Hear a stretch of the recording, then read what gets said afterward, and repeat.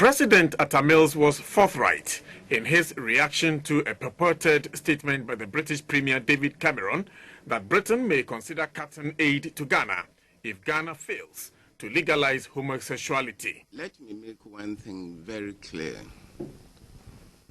No one can deny Prime Minister Cameron his right to make policies, take initiatives, or make statements that reflect his societal norms and ideals. But he does not have the right to direct other sovereign nations as to what they should do, especially where their societal norms and ideals are different from those which exist in Prime Minister Cameron's society.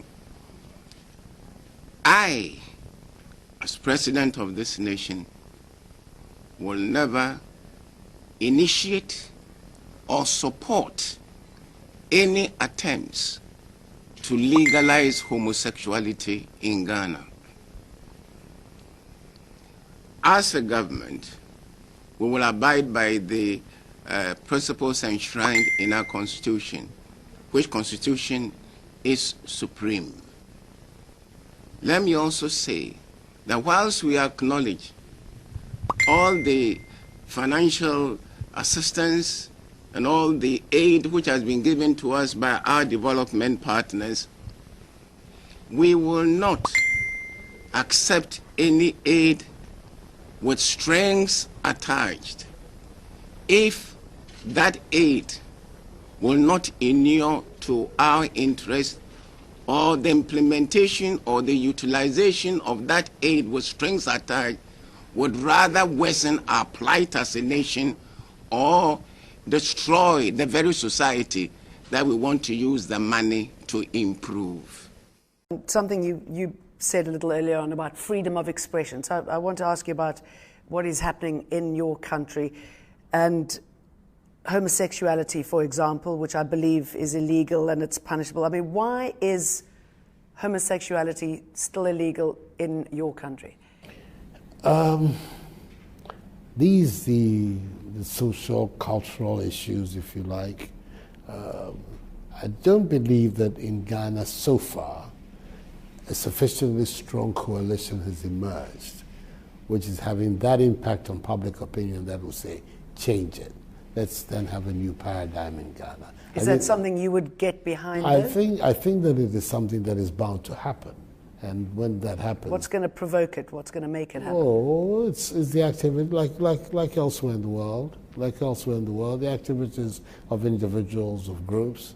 I grew up in England. I went to school as a young boy in England, and I grew up at a time in England when homosexuality was banned there. It was illegal. And I lived a period when British politicians thought it was anathema even to think about changing the law, and then suddenly the activities of individuals, of groups, a certain awareness, a certain development grew and grew and grew stronger, and it forced a change in law. I believe that those are the same processes that will bring about changes in our situation. At the moment, I don't see that in Ghana there is that strong current of opinion that is saying this is something that we need to even deal with. It's not so far a matter which is on the agenda. LGBT media conservative pa. Sabi, what you have FFC. Nama you and your friends na. What you could do go in a dear no one. Madam, because dear no one mini be in Timiko. Oh, dear, they're different. And they attract me. And into my hot yam, a musukura. Make a macabre or body. So, what dear Pesenka? You're any sad. I'm going to send you to it. Our boy said, Bible said, come replicate, fill the world. How do we fill the world? Some many dogo, but then you feel the world. Just a war, and I bet me you feel the world. I mean, the end of Sukura and Ghana for some.